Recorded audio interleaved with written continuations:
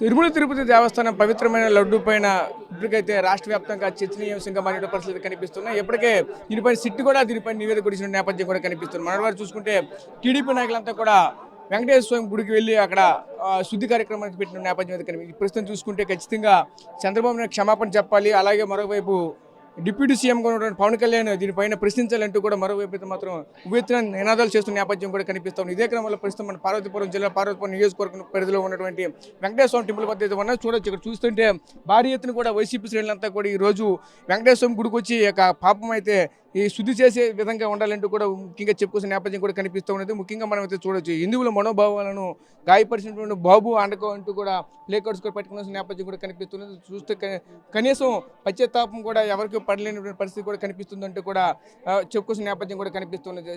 ఏదైతే ఈ బోలేబాబా కంపెనీకి సంబంధించిన ఏదైతే ఉందని కూడా బాబు ఆ రోజు తీసుకుని వచ్చారంటూ కూడా విమర్శలు కూడా గుప్పిస్తున్న నేపథ్యం కూడా కనిపిస్తుంది. ఇదే క్రమంలో మనతో పాటు మాట్లాడగా మాజీ ఎమ్మెల్యే అలసంగి జోగారావు గారు అయితే మనతో పాటు ఆయనతో మాట్లాడి మరి తెలుసుకునే ప్రయత్నం వచ్చి చేద్దాం. సార్ చెప్పండి సార్, ఈ యొక్క వ్యవహారాన్ని ఏ విధంగా చూడాలి, ఏంటిది అసలు ఏం జరుగుతుంది? ఈరోజు రాష్ట్రంలో ఒక కల్తీ ప్రభుత్వం అనేది రాష్ట్రంలో పరిపాలన సాగిస్తున్న విషయాన్ని రూఢిపరిచింది.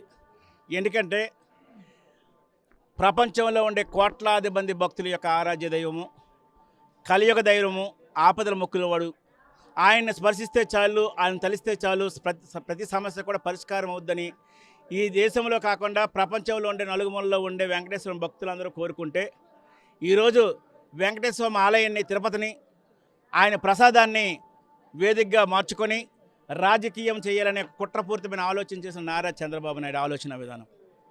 మరి ముఖ్యంగా సెప్టెంబర్ 24వ తేదీన 2024 తేదీన మంత్రుల సమక్షంలో, ఎమ్మెల్యేల సమక్షంలో చంద్రబాబు నాయుడే నెయ్యి కల్తీ జరిగిందని చెప్పడం జరిగింది. ఈరోజు సుప్రీంకోర్టు ఆదేశాల మేరకు, సిట్ ఆదేశాల మేరకు ఈరోజు కల్తీ నెయ్యి అనేది జరగలేదని చెప్పడం జరిగింది. మరి ముఖ్యంగా ఆ రోజు 2 ట్యాంకర్లు పట్టుకున్న నారా చంద్రబాబు నాయుడు ఆ తర్వాత ఆ ట్యాంకర్లను వెనక్కి పంపించకుండా మళ్ళీ అదే వాడారంటే కల్తీ నెయ్యి పట్టుకున్నామని చెప్పిన చంద్రబాబు నాయుడే మళ్ళీ కల్తీ నెయ్యినే వాడి లడ్డు తయారు చేశాడంటే నారా చంద్రబాబు నాయుడు భక్తుల యొక్క మనోభావాలు తప్ప దీన్ని రాజకీయంగా వాడాలి. చంద్రబాబు నాయుడు ఆలోచన విధానం అంటే జగన్మోహన్ రెడ్డి గారికి ప్రజలకు దూరం చేయాలి, హిందువులకు దూరం చేయాలని ఒక కుట్రపూరితమైన ఆలోచనతో కార్యక్రమం చేశారని చెప్పడానికి ఇంతకంటే శోచనీయం. మరి ముఖ్యంగా ఆ రోజు మనం చూసాం, సనాతని ధర్మంలో ఉన్నాను, నేను సనాతనిని, నేను ప్రశ్నించడానికే పుట్టానని చెప్పిన పవన్ కళ్యాణ్ తర్వాత బీజేపీ నాయకులు ప్రక్షాళన చేస్తామని చెప్పి దుర్గగుడి మెట్లు కూడా కడిగిన సందర్భం అందరం చూసాం. ఈరోజు సిట్ యొక్క సుప్రీంకోర్టు యొక్క లేదా సిబిసిఐడి యొక్క నివేదిక వచ్చిన తర్వాత ఈ ప్రశ్నిస్తామన్న వ్యక్తులు ఎక్కడ, చంద్రబాబు నాయుడు ప్రక్షాళన చేస్తామని చెప్పి వ్యక్తులు ఎక్కడ కనబడలేదు. తిరిగేమో జరిగిందని చెప్తున్నారు. ఈరోజు నారా చంద్రబాబు నాయుడికి మేము సూటిగా హెచ్చరిస్తున్నాం. 2014 సంవత్సరం నుండే మీరు 2019 వరకు కల్తీ నెయ్యి జరిపించారని చెప్పడానికి మా దగ్గర రుజువులు ఉన్నాయి. ఆ రోజు నీ పత్రికల ద్వారా లేదా నువ్వు ఎంచుకున్న ఎల్లో మీడియా ద్వారా 2010 సంవత్సరాల క్రితం కల్తీ నెయ్యి జరిగిందని విజయవాడనే వేదికగా చేసుకున్నారని కర్ణాటక వాళ్ళ యొక్క లేబుల్ అంటించారని చెప్పి ఆ రోజు మీ ప్రభుత్వ హయాంలోనే పట్టుకోవడం జరిగింది. అంటే 2014 నుండి 2019 వరకు కల్తీ నెయ్యి వాడింది నువ్వు. బోలే బాబా సంస్థకి లేదా 1,80,000 ఎంటన్స్లు నెయ్యి ఆర్డర్ ఇచ్చింది నువ్వు. బోలే బాబాని తీసుకొచ్చింది నువ్వు. మళ్ళీ నీ గవర్నమెంట్ మా గవర్నమెంట్లో ఆపితే మళ్ళీ నీ గవర్నమెంట్ వచ్చిన తర్వాత దానికి ఆర్డర్ ఇవ్వడం జరిగింది. అంటే కల్తీ నెయ్యి యొక్క ప్రథమ ముద్దాయి, ప్రథమ దోషివి నారా చంద్రబాబు నాయుడు అని చెప్పి ఈ రాష్ట్ర ప్రజానికి తెలుసుకున్నారు. మరి ముఖ్యంగా ప్రభుత్వం ఏమంటుందంటే ఈరోజు యానిమల్ ఫ్యాట్ ఉందని చెప్పారు, గొడ్డు కొవ్వు ఉందన్నారు, పంది కొవ్వు ఉందన్నారు, రసాయనాలు కలిపారన్నావు. ఈరోజు చంద్రబాబు నాయుడికి సూటిగా అడుగుతున్నావు, 18 నెలలుగా నువ్వేమైనా ఒక నిర్ణయం తీసుకున్నావా? ఎవరైనా అరెస్ట్ చేసావా? దాని కార్యక్రమాలు పట్టుకున్నావా? అంటే ప్రభుత్వం అంటే గుడ్డ కాల్చి ఎవరి ముఖం మీద వేసుకుంటే వాళ్ళే కదా తుడుచుకుంటున్న ఆలోచనతో ఈరోజు రాష్ట్ర ప్రజలందరూ గుండెల్లో జగన్మోహన్ రెడ్డి గారు చిరస్థాయిగా ఉంటే ఆయన్ని తప్పించాలని, ప్రజలకు దూరం చేయాలని ఆలోచనతోనే హిందూ మతం ధర్మాన్ని నిర్లక్ష్యం చేసి మతోన్మాదుల్లాగా లౌకిక రాజ్యాన్ని దెబ్బతీసి ఈరోజు నువ్వు తప్పుదోవ పట్టించి ఈ దేశ యొక్క ప్రజల యొక్క కలియుగ దైవం వెంకటేశ్వర స్వామి యొక్క భక్తుల యొక్క మనోభావాలను దెబ్బతీసేటట్టుగా నీ ప్రవర్తన అనేది నిజంగా హేచనీయం. మరి ముఖ్యంగా ఈరోజు నారా చంద్రబాబు నాయుడు కానీ, పవన్ కళ్యాణ్ కానీ, బీజేపీ నాయకులు కానీ, మతం మీద పునాదుల మీద ఉన్న బీజేపీ వాళ్ళు కానీ ఇప్పటివరకు ఎటువంటి చర్యలు తీసుకోకపోవడం నిజంగా దౌర్భాగ్యం. అంటే హిందూ ప్రజల యొక్క మనోభావాలు కానీ, హిందూ ప్రజల యొక్క ఆలోచన విధానం కానీ, భక్తుల యొక్క అభిప్రాయాలు కానీ మీకు లెక్కలేదు. మీకు కావాల్సినంత కల్తీ రాజకీయం, మీ ఆలోచన అంతా కల్తీ రాజకీయం. ఈరోజు సుప్రీంకోర్టు ఆదేశాల మేరకు ఈరోజు సిబిసిఐడి కానీ, సిట్ కానీ ఒక నిర్ణయం చెప్తే ఇప్పటివరకు ఏ దోషుల్ని కూడా శిక్షించలేదు. ఆ రోజు అందరు ఎమ్మెల్యేల సాక్షిగా, క్యాబినెట్ సాక్షిగా నువ్వే చెప్పావు కల్తీ జరిగిందని. ఈరోజు ఒక రాష్ట్ర ముఖ్యమంత్రి అబద్ధాలు చెప్పనని చెప్పేసి రాగదేశాలు ఉండాలని ప్రమాణం చేసిన నారా చంద్రబాబు నాయుడు ఈరోజు నువ్వే సెప్టెంబర్ నెలలో 2024 సెప్టెంబర్లో నువ్వే చెప్పావు కల్తీ జరిగిందని. ఈరోజు సుప్రీంకోర్టు చెప్తుంది కల్తీ జరగలేదని, సిట్ చెప్తుంది కల్తీ జరగలేదని, సిబిసిఐడి చెప్తుంది కల్తీ జరగలేదని. మరి నీ మాట ఎక్కడ పెట్టుకుంటావు? నువ్వు నైతిక బాధ్యత వహించి రాజీనామా చేస్తావా చెయ్యవా? ఈ రాష్ట్ర ప్రజల యొక్క మనోభావాలు నీకు అక్కర్లేదా? ఈ హిందూ ధర్మాన్ని నీవు నిర్లక్ష్యం చేసి నీ రాజకీయానికి వాడుకుంటావా? లేదా ప్రజల యొక్క మనోభావాలు, భక్తుల యొక్క ఆలోచన విధానం, భక్తుల యొక్క మానసిక క్షోభ ఈరోజు నువ్వు ఎలాగని పరిపూర్ణ చేస్తావు? ఈరోజు చంద్రబాబుని సూటిగా అడుగుతున్నాం. ఈరోజు కల్తీ నెయ్యి పేరట భక్తుల యొక్క మనోభావాలని, వాళ్ళు గత 18 నెలలుగా పడుతున్న మానసిక వేదనని, ఈ తిరుమల ప్రతిష్టను దిగజార్చిన ప్రభుత్వాన్ని నిజాల్సిన బాధ్యత ఎంతైనా ఉందని చెప్తున్నాం. ఈరోజు చంద్రబాబు నాయుడికి అడుగుతున్నాం, ఈ రాష్ట్ర ప్రజలు నిన్నైతే క్షమించరు. నువ్వు ఎన్ని మాయ మాటలు చెప్పినా, ఈవీఎంలు ట్యాంపరింగ్ చేసినా, లేకపోతే ఇంకెవరి పొత్తు తీసుకున్నా ఈ రాష్ట్ర ప్రజలు ఖచ్చితంగా నీకు తగిన బుద్ధి చెప్తారు. ఎందుకంటే గతంలో నీకు ఒకసారి జరిగింది, అలిపిరిలో నీకు ఒక విషయం జరిగింది, అయినా నీకు బుద్ధి రాలే. ఈరోజు కలియుగ దైవం వెంకటేశ్వర స్వామితో పెట్టుకుంటున్నావు. ఈరోజు ఆ దేవుణ్ణి, ఆ ప్రసాదాన్ని నువ్వు కించపరిచి భక్తుల యొక్క మనోభావాల్ని కించపరిచేట్టుకు ప్రవర్తన చేశావు. కాబట్టి ఖచ్చితంగా ఆ దైవం సాక్షాత్తు దైవ స్వరూపుడైన వెంకటేశ్వర స్వామి నీకు ఖచ్చితంగా బుద్ధి చెప్పాలనే ఆలోచనతో ఈరోజు వైఎస్ఆర్ పార్టీ కార్యకర్తలందరూ కూడా, పార్వతీపురం నియోజకవర్గ వైఎస్ఆర్ పార్టీ శ్రేణులందరూ కూడా చంద్రబాబు నాయుడు కానీ, కూటమి ప్రభుత్వాన్ని కానీ కూటమి నాయకులు కానీ పవన్ కళ్యాణ్ కానీ మంచి బుద్ధి ప్రసాదించమని, భక్తుల మనోభావాలతో ఆడుకోవద్దని చెప్పేసి, భక్తుల యొక్క అభిప్రాయాన్ని గౌరవించాలని, హిందూ ధర్మాన్ని కాపాడాలని, హిందువుల యొక్క ఆలోచన విధానం తగినట్టుగా పరిపాలన చేయమని, ఈ రాష్ట్ర ప్రజలకు ఇష్టమైన హామీలను అమలు చేయమని, ఈ ప్రభుత్వానికి మళ్ళీ బుద్ధి తెచ్చుకోమని చెప్పేసి ఈ కార్యక్రమం చేస్తామని చెప్పి అందరికీ కూడా సభాముఖం చెప్తూ ముందుకెళ్తాం. Thank you. సో చూసాం కదా, ముఖ్యంగా చూసుకుంటే ఒకటే చెప్పుకోవాల్సిన నేపథ్యం కూడా కనిపిస్తూ ఉన్నది. అయితే ముఖ్యంగా భక్తుల మనోభావాలను దెబ్బతీసే విధంగా అయితే ఈ రోజు రాష్ట్రంలో రాజకీయం జరుగుతుందంటే కూడా చెప్పుకోవాల్సిన నేపథ్యం కూడా కనిపిస్తుంది. చూసుకుంటే పార్వతీపురం మన్యం జిల్లాలో ఉన్నటువంటి పార్వతీపురం నియోజకవర్గ పరిధిలో ఉన్నటువంటి వైసీపీ శ్రేణులంతా కూడా భారీ ఎత్తున కూడా ఈ రోజు వెంకటేశ్వర స్వామి ఆలయానికి కూడా వచ్చిన నేపథ్యం కూడా కనిపిస్తుంది. ప్రతి ఒక్కరు కూడా చూడొచ్చు, ఇక్కడికి వచ్చినటువంటి ప్రతి ఒక్కరు కూడా ఈ యొక్క కూటమి ప్రభుత్వ నాయకులకి వాళ్ళ యొక్క మనోభావాలను, ఎవరైతే భక్తుల యొక్క మనోభావాలను దెబ్బతీశారో వాళ్ళ మనసులో మార్చమని ఒక విధంగా కోరుకునే నేపథ్యం కూడా కనిపిస్తుంది. భారీ ఎత్తున వచ్చిన నేపథ్యం కూడా కనిపిస్తున్నది. ఆనాడు దీనికి సంబంధించిన టెండర్లన్నీ కూడా టీడీపీ హయాంలోని ఇవన్నీ జరిగాయంటూ కూడా మనతో పాటు చెప్పుకోవాల్సిన నేపథ్యం కూడా కనిపిస్తూ ఉన్నది. ఖచ్చితంగా ప్రజలకైతే క్షమాపణ చెప్పాలంటూ కూడా మరొక వైపు అయితే చెప్పుకోవాల్సిన నేపథ్యం కూడా కనిపిస్తూ ఉన్నది. కెమెరా పర్సన్ నాయుడుతో రాజేష్, RTV. మీరు స్టోర్ క్రియేట్ చేసి లింక్ లేదా QR ని షేర్ చేస్తారు. కస్టమర్ ఆర్డర్ ప్లేస్ చేస్తారు. డెలివరీ, రిటర్న్స్, రిఫండ్స్ అన్ని ప్లాట్ఫామ్ హ్యాండిల్ చేస్తుంది.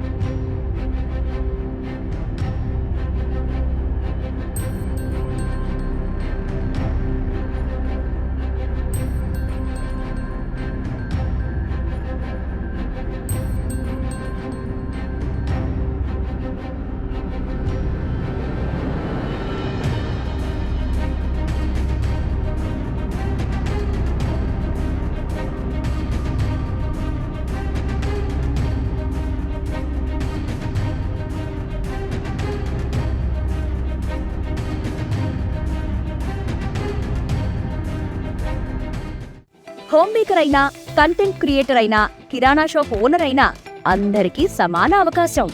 భారతదేశం మొత్తం మీద దాదాపు 25,000 మందికి పైగా W-Commerce తో స్టోర్స్ నడుపుతున్నారు. Visit www.wcommerce.store